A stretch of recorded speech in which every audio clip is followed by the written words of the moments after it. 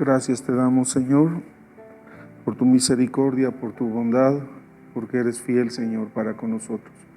Te rogamos que nos bendigas, te agradecemos por estar juntos. Gracias por tus hijos que, Señor, tienen a bien escuchar la palabra de Dios. Te amamos a ti, te bendecimos, te damos muchas gracias por poder estar juntos y bendecir tu nombre y glorificarlo. Gracias porque eres fiel. Rogamos que nos bendigas en estos pequeños momentos y que nos ayudes. A través de Cristo Jesús lo rogamos y lo pedimos. Amén. Amén. Buenas tardes a todos. Es un placer conectarnos en este instante. Para todos aquellos que están en línea y que se están pudiendo conectar, es una bendición poder venir a la palabra de Dios y abrirla y encontrar todos aquellos tesoros de verdad que Dios tiene para nosotros.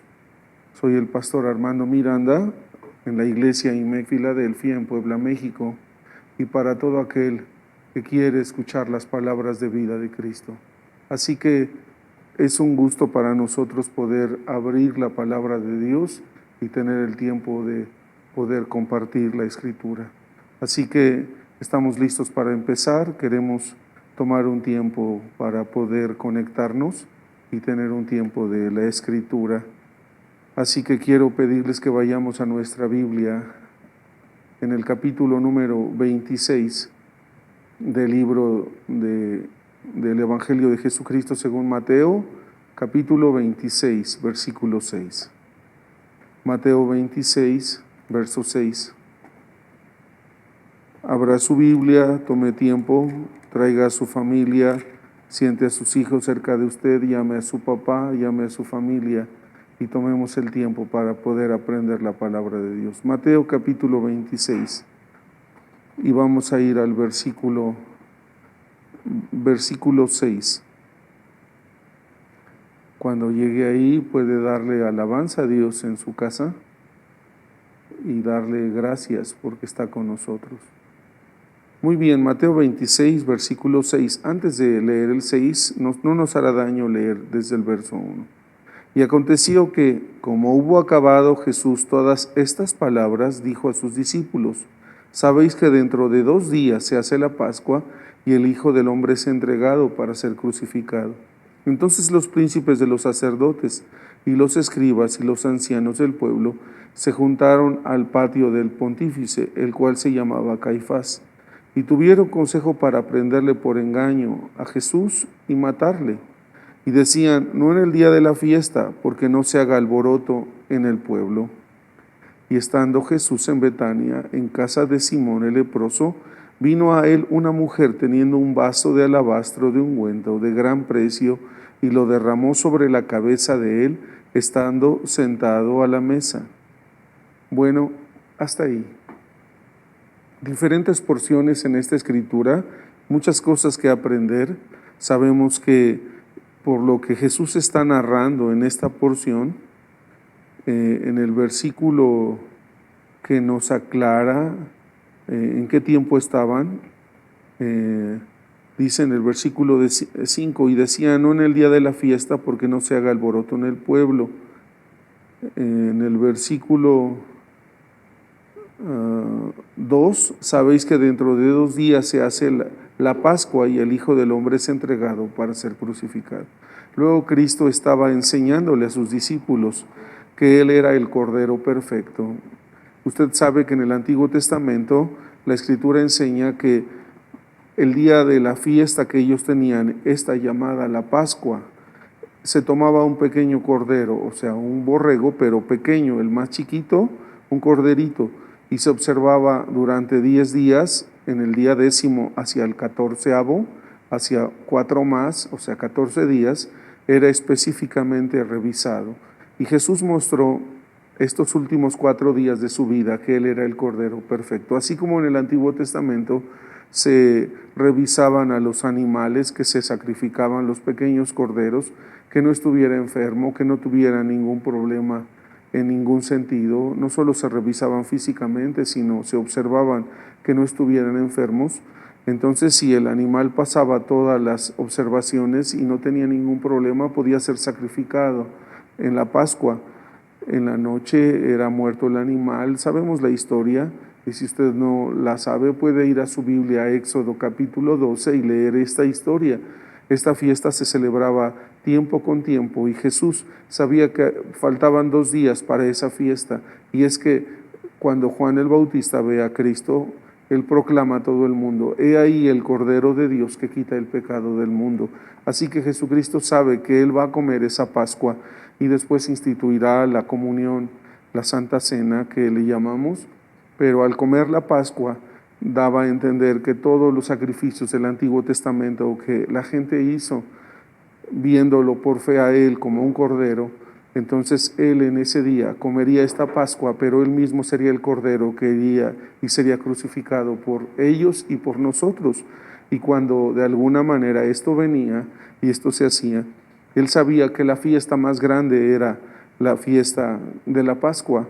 Y dice el versículo 3: entonces los príncipes de los sacerdotes y los escribas y los ancianos del pueblo, miren quiénes estaban ahí, príncipes de los sacerdotes, escribas, ancianos del pueblo, se juntaron al patio del pontífice, el cual se llamaba Caifás.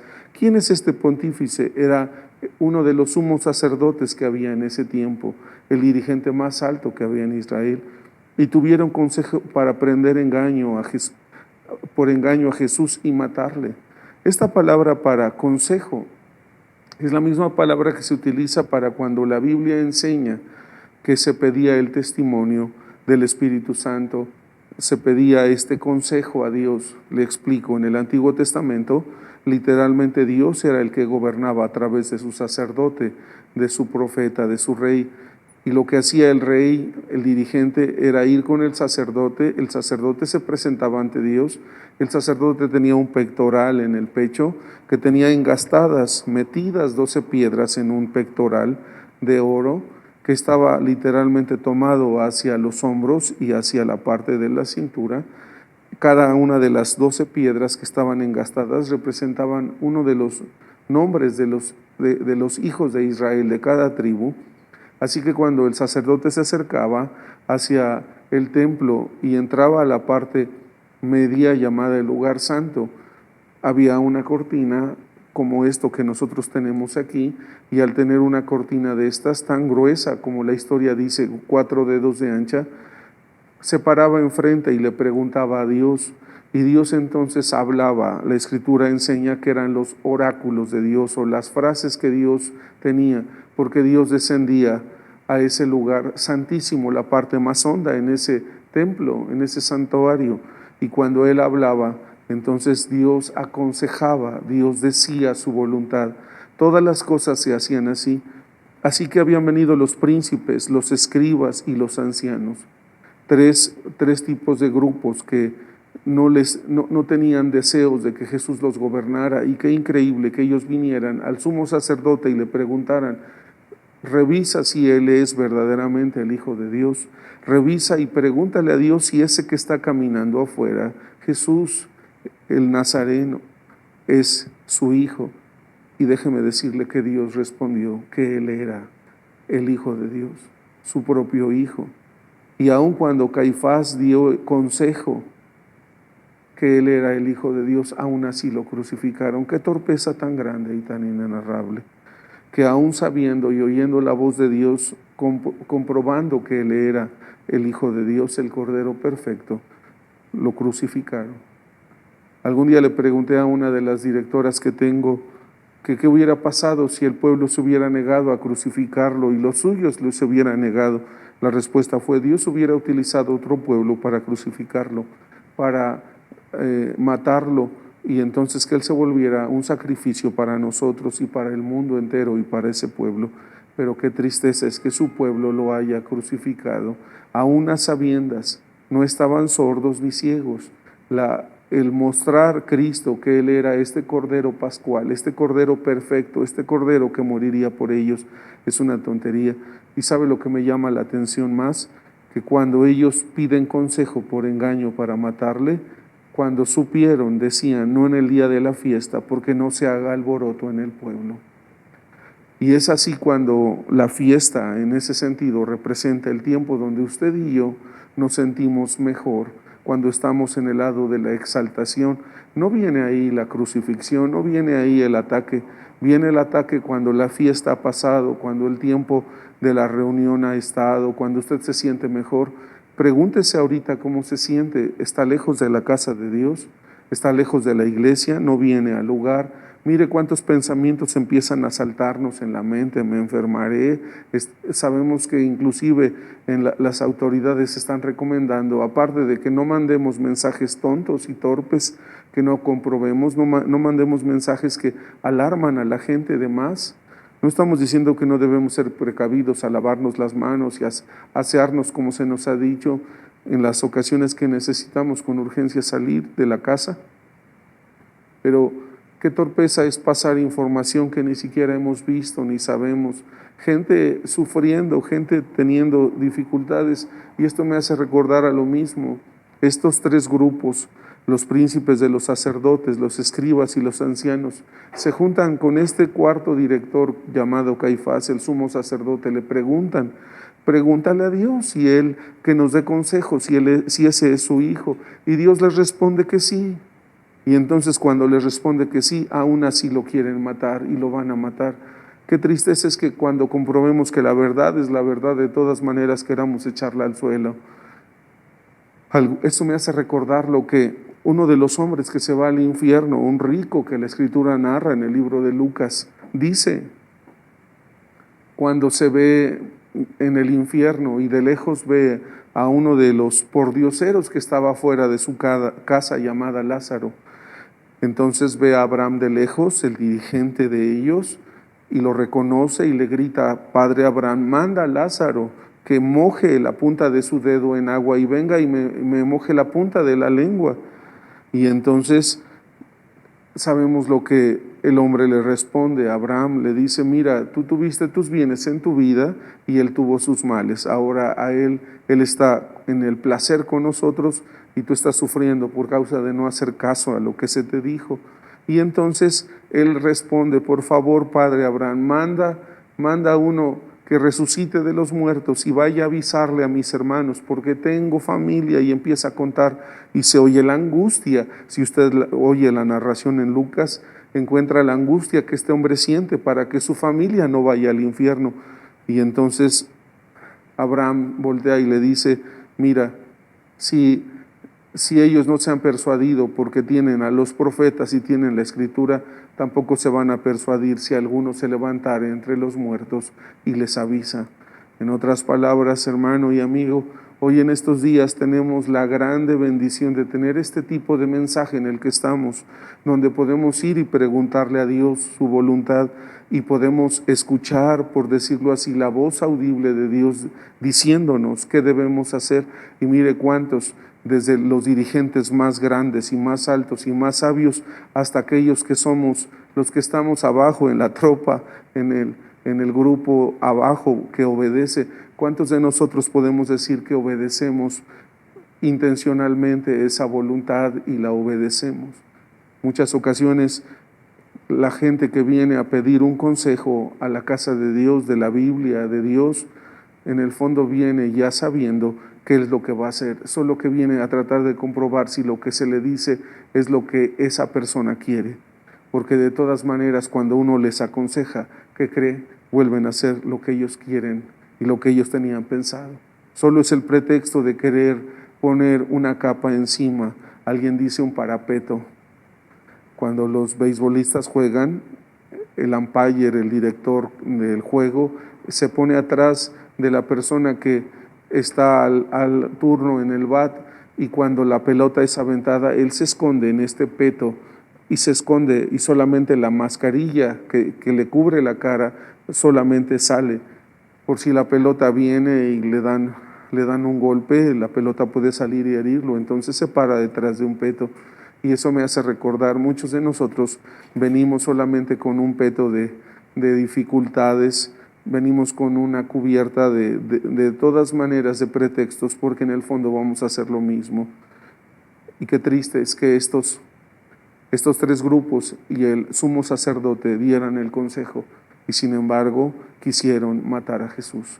Y sin embargo dijeron, no en el día de la fiesta, para que no se haga alboroto. Vuelvo a recordarle, no es en el tiempo donde usted se siente bien, donde usted tiene todo pleno, donde a usted todo le va bien, sino es el día después de la fiesta cuando el mal viene. Y ahorita que usted está en casa y que todo está bien, entre comillas, no tenemos tantas dificultades, entendamos, vendrá la persecución enfrente. Todo esto que está pasando, la Biblia dice, principios de dolores es. Mis hermanos, va a pasar esta tragedia que estamos viviendo, no poder salir de casa, hacer las cosas normales, el trabajo normal. Sabemos que la economía se está yendo al suelo. Dios nos ayudará para salir porque no es el fin, este es solo el principio, pero cuando pase este mal, entienda algo, debemos pensar y entender lo que se nos ha dicho y recibir el consejo de Dios. No en el día de la fiesta para que no se haga alboroto en el pueblo. Luego entendamos lo que Dios nos dice. Aunque básicamente esta no es la porción a la que yo quiero ir, es una porción en la cual quiero que usted preste atención, porque no fue esta cita en esta parte, sino en el versículo 6, la que quería llegar. Y estando Jesús en Betania, en casa de Simón el leproso. Así que me gustaría por un instante hablar de este lugar. Su nombre es Betania. Betania. Betania tiene diferentes significados. En primer lugar, Betania literalmente significa casa. Tiene una raíz bet que literalmente significa casa. Betania. Ahora, Bet, vuelvo a repetirle, es casa. Pero de un lado de la balanza, Betania significa la casa de dátiles. Y un dátil, creo que usted lo ha probado, y si no lo ha probado, debe ir a la tienda y comprar uno, al centro comercial. Los dátiles son higos, un tipo de higo más pequeño, pero increíblemente más dulce que los higos normales que probamos. Betania, de un lado de la balanza, significa dátil, porque debe acordarse que Dios equilibra la vida del cristiano todo el tiempo. En otras palabras, la casa de los dátiles o la casa de dulzura. Y qué hermoso es encontrar algo que es dulce, algo que nos alegra, que nos sabe bien, que nos hace sentir mejor. Debe acordarse, vuelvo a repetir, que Dios es equilibrado en todo lo que hace. Amigo y hermano, familiar, gente que me escucha, entendamos, Dios tiene un lado dulce para darnos. Sin embargo, del otro lado, Betania significa la casa de la miseria. Casa de miseria. Y debemos comprender que es una parte donde Dios literalmente lo que hace es ayudarnos a tener equilibrio en la vida. Una casa de dátil o casa de dulzura. Y del otro lado literalmente significa una casa de miseria. Y esto nos deja ver cómo Dios literalmente nos lleva a este equilibrio en la vida. Ahora, debemos comprender cómo Jesús literalmente buscó Betania todo el tiempo. Betania, la casa de la dulzura o la casa de los dátiles. En este caso, dice ese versículo 6, y estando Jesús en Betania, en casa de Simón el leproso. Ahora, usted debe acordarse que los leprosos no podían vivir en un pueblo, no podían vivir en una ciudad. No podían vivir en una comodidad, tenían que vivir fuera del camino, tenían que vivir fuera del real, fuera del campamento, fuera del pueblo, fuera de la comunidad, fuera de los lugares, a un lugar donde ellos pudieran estar por causa de su enfermedad contagiosa y mortal. Luego, este muchacho llamado Simón, el cual era leproso, debió haber sido entonces sanado por Cristo Jesús, porque déjeme decirle, no importa qué enfermedad tenga, no importa qué enfermedad sea, aun cuando en esos días la lepra equivaldría a algo así como las enfermedades más difíciles que hay en el mundo en estos días, mortales, que cuando alguien sabe que la tiene, sabe que se va a morir y que hay poca posibilidad de vivir. La lepra en esos días era una enfermedad semejante. Y sin embargo, este muchacho estaba en su casa y Jesús estaba dentro de su casa, dentro de la casa de Simón el leproso. Y déjeme decirle que la palabra Simón, en este caso, literalmente viene del original, y la palabra para Simón es literalmente la palabra para Simeón. Simeón literalmente significa el que oye y obedece. En otras palabras, Simón literalmente significa eso, el que oye y obedece. Luego, cuando usted y yo estamos caminando con Dios nuestro Señor, debemos comprender que Dios nuestro Señor quiere que oigamos y obedezcamos. Simón, el que oye y el que obedece.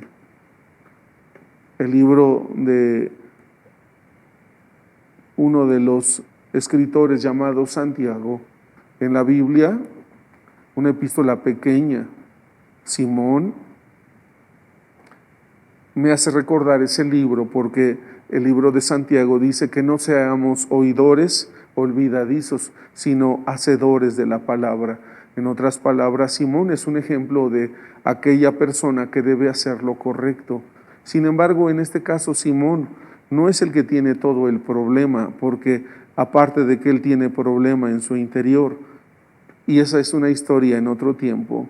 En la mañana que hice un pequeño devocional en audio, tal vez usted no esté en ese devocional, pero quiero decirle, todas las mañanas trato de mandar un pequeño devocional de 7, 8 minutos, el cual usted puede oír diario y tener un pedacito de la palabra de Dios explicada.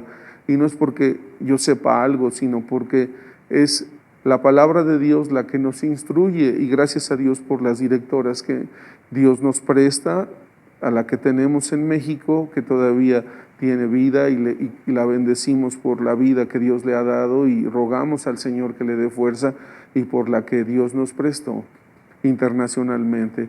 Murió casi a los 100 años, 70 años enseñándonos este mensaje. Algunos de nosotros ni existíamos cuando ella ya estaba compartiendo este mensaje. Y esta fiesta de palabra, de este mostrar de escritura, esta dulzura de la palabra de Dios, ha sido por causa de que ellas han pagado este precio. Luego debemos acordarnos que Simón es el que oye y obedece. Sin embargo, Simón se equivoca, cierto, y este no es mi tema, pero lo que me interesa es que viene esta mujer que tiene un alabastro de ungüento, y este alabastro no era otra cosa más que un envase sin asas, era simplemente un frasco que tenía un perfume increíblemente caro. Y en la mañana enseñé a usted en el versículo número 7, por cierto, si usted no está en estos devocionales, usted puede dejarme su número en un mensaje en esta forma en la que estamos llegando a usted, ya sea por esta manera en línea en que estamos en Facebook, o puede ser también en YouTube, o puede ser en Instagram. Puede dejarme una nota diciéndome de dónde es, y yo puedo anotarlo, y cada mañana usted recibirá sin costo alguno, gratuitamente, estos pequeños devocionales de la Escritura. Así que si usted lo hace y me deja su número, me dice de dónde es, entonces yo podré mandarle y añadirle a los 2 grupos que tenemos de devocionales, que son bastante grandes. Así que el tema que quiero tocar aquí en esta parte es que esta mujer rompió su alabastro, un perfume muy caro, y dice en el versículo número 8, lo cual viéndolo sus discípulos se enojaron diciendo, ¿por qué se pierde esto?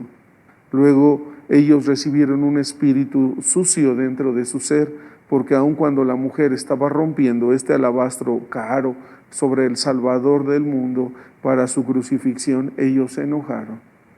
En la mañana expliqué en este devocional que este espíritu que ellos dejaron que se metiera en ellos no era ni siquiera de ellos, era de otro llamado Judas Iscariote. Judas era un hombre que era ladrón, y sin embargo Jesús lo escogió para que se acercara a él.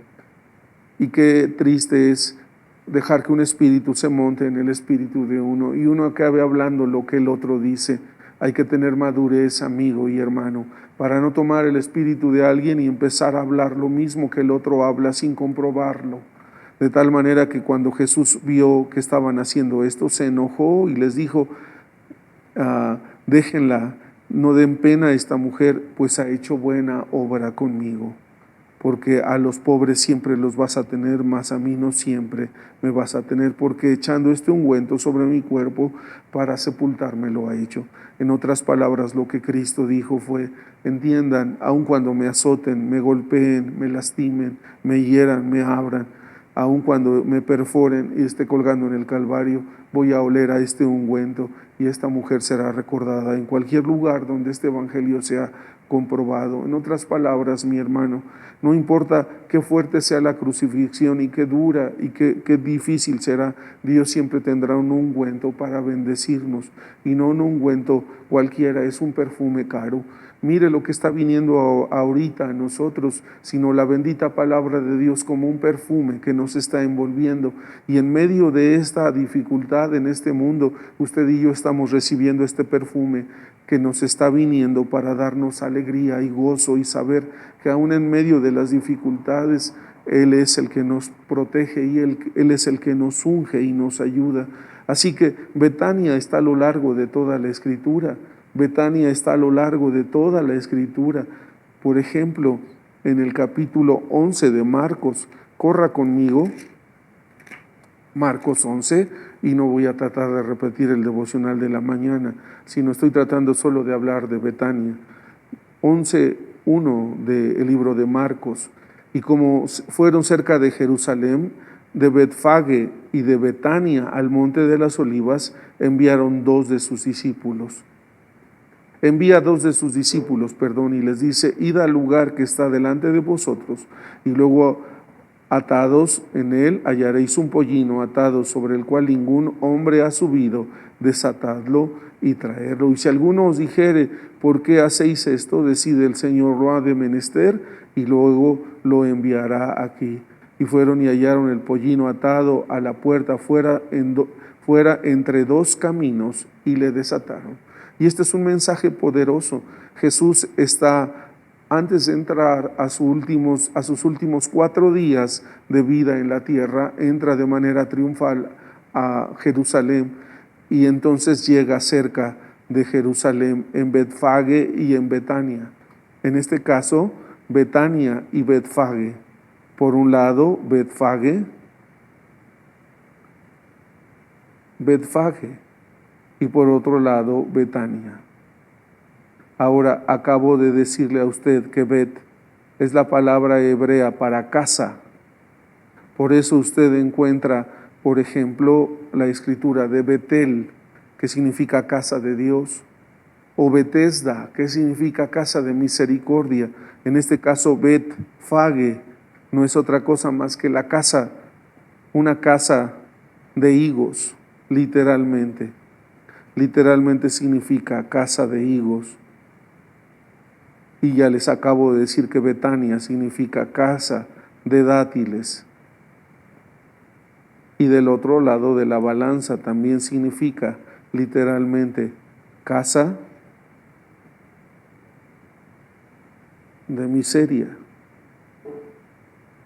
Así que está dentro de los límites de la casa de los higos, que literalmente significan sinceridad en la Biblia. Algún día tal vez podamos tocar un pequeño tiempo de esto. Y del otro lado significa Betania, casa de dátiles o casa de miseria.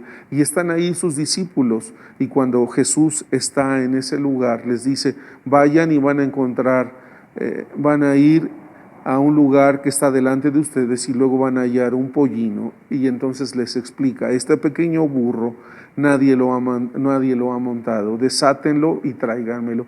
Y si sale el dueño, si salen las gentes conocidas y les dicen, ¿por qué lo están haciendo? Solo díganle, el Señor Jesucristo lo necesita, y luego lo necesita y luego lo enviará de regreso. Y entonces hallaron al pollino, y el versículo 4 dice, y fueron y hallaron el pollino atado a la puerta afuera, entre dos caminos, y le desataron. Ahora, usted debe recordar que todos los detalles que están en la Biblia son un ejemplo de lo que Dios nos pide a usted y a mí. En un sentido, somos discípulos de Él, caminamos detrás de Cristo y debemos enfrentarnos a esto. Y vuelvo a repetir, están fuera de Betania y de Betfage, fuera de la casa de la sinceridad y de la casa de la miseria o de la dulzura, de los dátiles.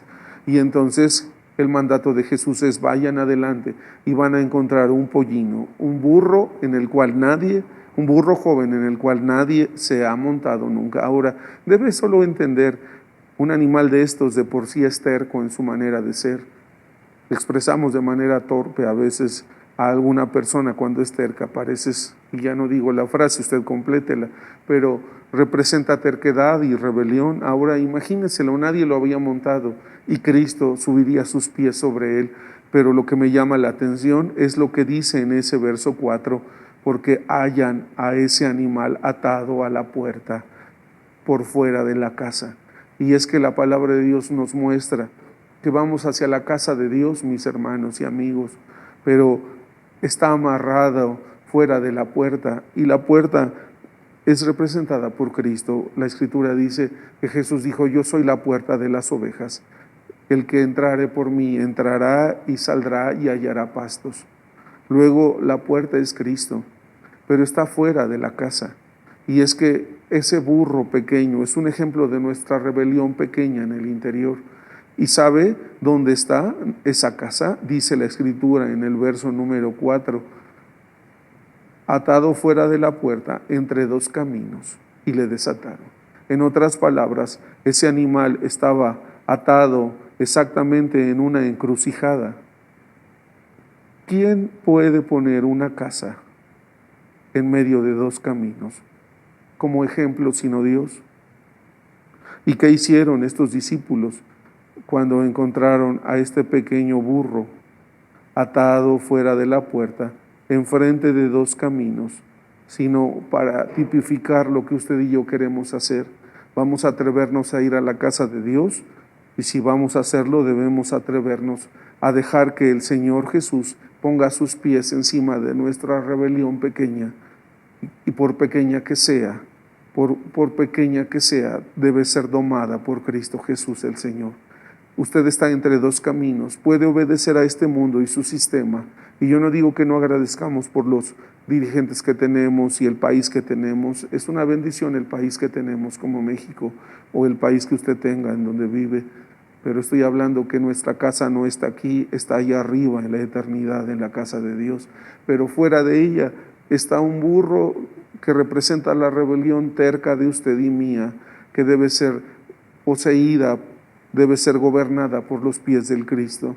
Y está entre dos caminos, porque usted va a elegir o caminar con Dios o caminar en contra de Él. Usted dirá: no quiero caminar en contra, pero hago mi propio camino.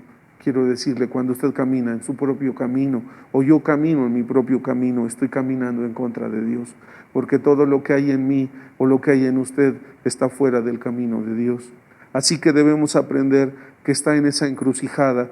¿Y sabe dónde? Está afuera de Betania y de Betfage. Otra vez Betania.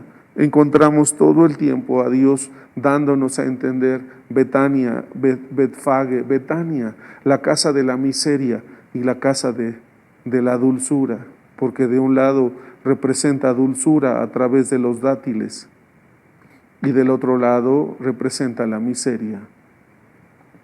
Y eso me hace ver qué hermoso es el Espíritu de Cristo, porque dice en el capítulo 11, versículo 12, de ese mismo capítulo de Marcos: y al día siguiente salieron de Betania y tuvo hambre. ¿Por qué Jesús tuvo hambre?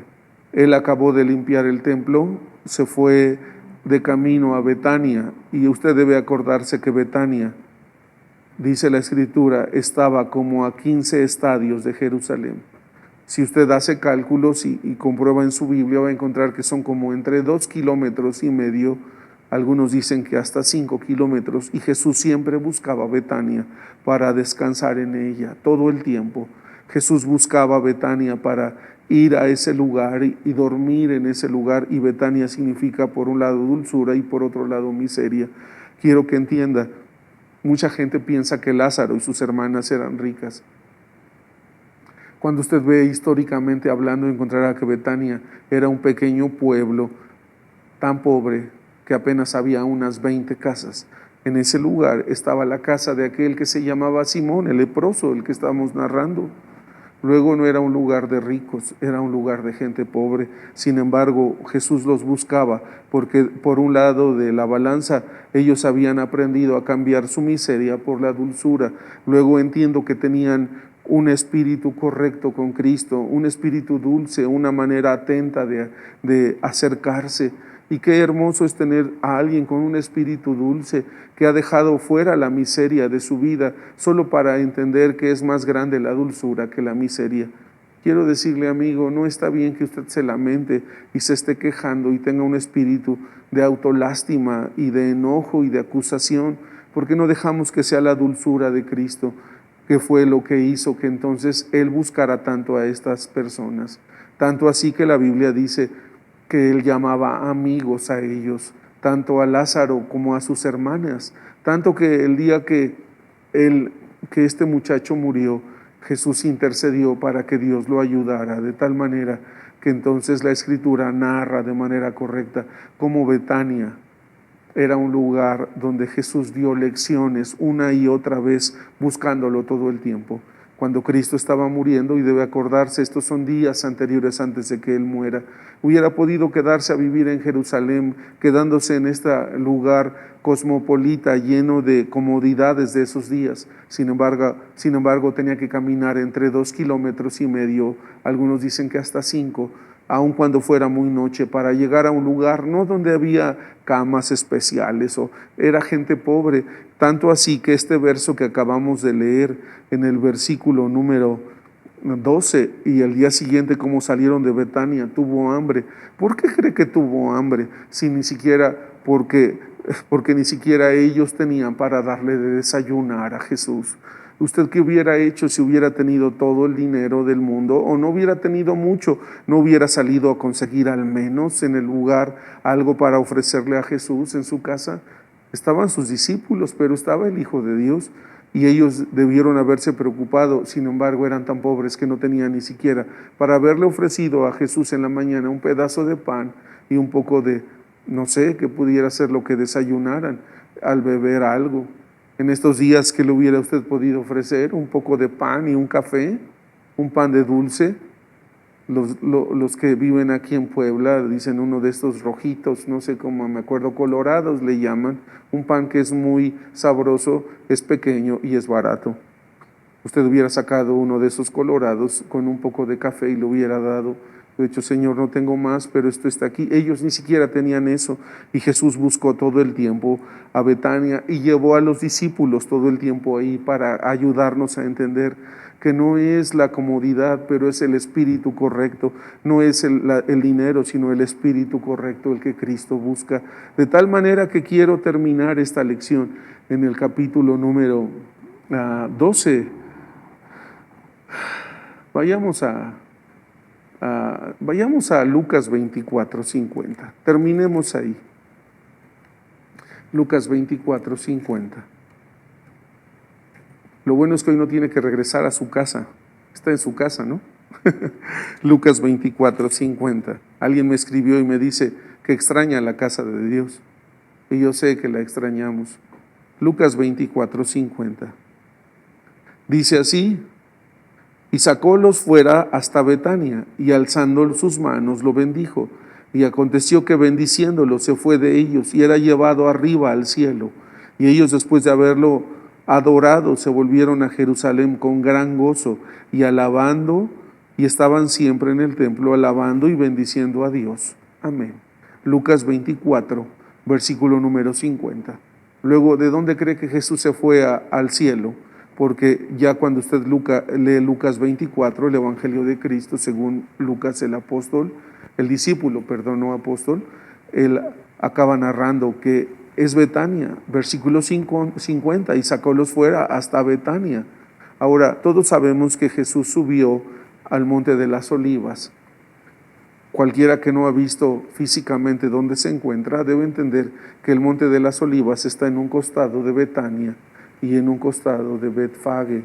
Así que cuando usted los ve literalmente, entiende por qué. Pero ¿por qué Jesús se fue desde esos lugares? ¿Por qué desde el Monte de las Olivas, que está cerca de Betania? Porque debe acordarse que aún Jesús, en medio de irse resucitado al cielo, nos dio un ejemplo. Aun cuando tengas miseria, aun cuando en tu vida esté llena de situaciones difíciles, ¿qué te ha hecho miserable en tu interior? Tal vez el esposo que tienes no se ha portado bien contigo. Tal vez los hijos que tienes no los has guiado correctamente y te están devolviendo un camino torpe, un camino en el cual te estás lamentando. Tal vez tengas tú errores mismos y estás sufriendo a través de esta miseria. Pero déjame decirte que cuando tú cambias tu miseria por dulzura, entonces será Cristo el que te bendiga y el que te busque, porque tendrás un espíritu correcto para con Él. No lo acusarás como tantos en estos días. Alguien me mandó una frase y me gustó leerla. La gente pregunta, ¿dónde está Dios en medio de todas estas cosas? ¿Dónde está Dios en medio de la guerra, del mal, de la tristeza, de esta pandemia en la que está? Y alguien escribe, lógicamente está fuera de las vidas de ellos, porque ellos lo han corrido de su vida. Y amigo, quiero decirle, es una torpeza correr al Hijo de Dios y a Dios mismo. Lo más grande que usted puede hacer es tener al Hijo de Dios cerca de usted. Estos hombres, Lázaro, María, Marta, aún Simón el leproso, eran gente pobre, gente que no tenía. Sin embargo, aun cuando no tenía un espíritu dulce. Tanto así que Jesús los buscó una y otra vez, y en su última semana de vida, incluyendo estos 4, donde Él mostró que era el Cordero perfecto, siempre buscó Betania. Luego, amigo, tengamos un espíritu correcto, un espíritu dulce.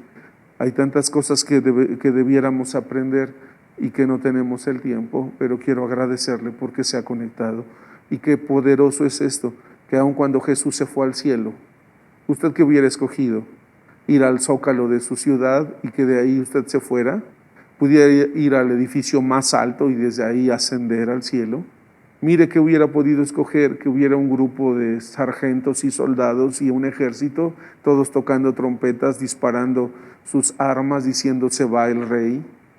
Que hubiera podido escoger un montón de caballos, galopando en ellos para irse al cielo, y sin embargo Jesús lo que busca es Betania, la casa de la dulzura, ciertamente de la miseria, pero la miseria que se ha vuelto dulce cuando uno tiene un espíritu correcto ante Dios.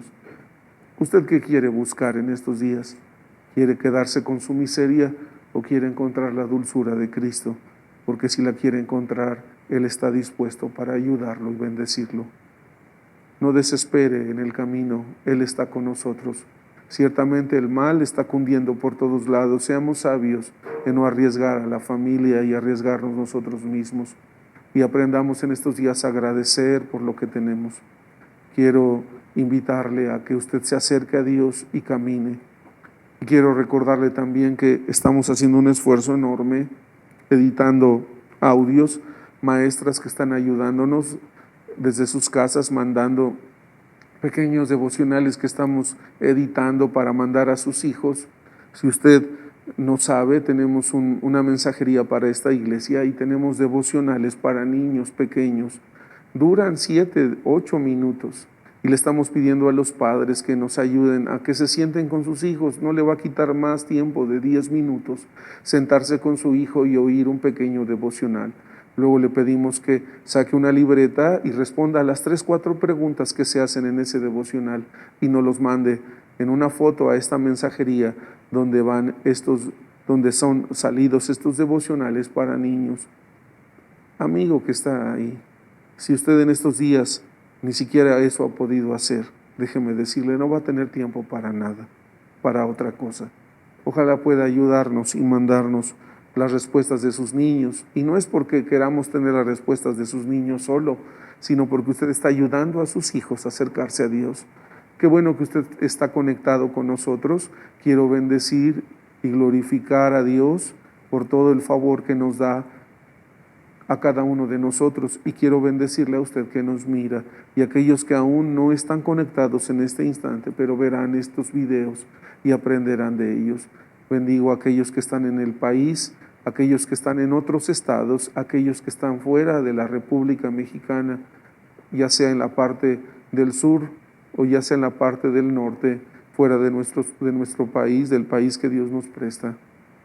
Que Dios los bendiga, los ayude y puedan tener hambre de querer saber más de la bendita palabra de Dios. Si tiene algún comentario, no se olvide. Tenemos una mensajería para devocionales para adultos y jóvenes, tenemos una mensajería también para niños, un devocional para ellos. Ayude a sus hijos a acercarse. Si usted no tiene hijos, ayude a su hermano, a su hermanita a compartir estos devocionales y a responder estas pequeñas preguntas. Que Dios los bendiga. Quiero terminar con una oración. Padre amado, te doy gracias por cada persona que se conecta y escucha tu palabra, porque es a ti al que se busca, es a ti al que se sigue, es a ti al que, Señor, se llama. Tú eres el dueño de la vida. Te damos gracias por esta enseñanza de Betania, porque Dios, hay tantos detalles en ello. Ayúdanos a tener un espíritu correcto y ayúdanos que en medio de lo que tú nos digas respetemos tu voz. Ayúdanos que aún en medio de la miseria tengamos un espíritu dulce para ti y no te corramos de nuestra vida. Qué poderoso es, Señor, que todo el tiempo buscaste este pueblo, buscaste esta comunidad pequeña y caminaste aún cansado y agotado todo ese trayecto para llegar y encontrarlos, y no porque tuvieran festines para que tú comieras o durmieras de manera correcta y tuvieras comodidad, porque eran tan pobres, Señor, que no tenían ni para darte de desayunar, que aún así tú los buscabas por el espíritu dulce que tenían para contigo. Ayúdanos a tener lo que estos hombres y mujeres tuvieron, un espíritu dulce en medio de su miseria, y bendice a tus hijos. Bendícenos a todos y te damos gracias. En el nombre de Jesús. Amén.